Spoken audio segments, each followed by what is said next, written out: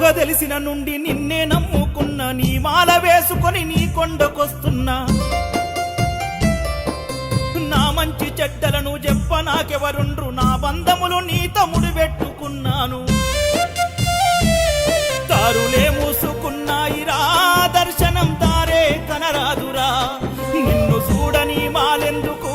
కొండ చేరని దీక్షెందుకు నా ఎద నిండా బాధలు ఎవరితో చెప్పుకోను అయ్యా నాకున్న దిక్కు నువ్వొక్కడే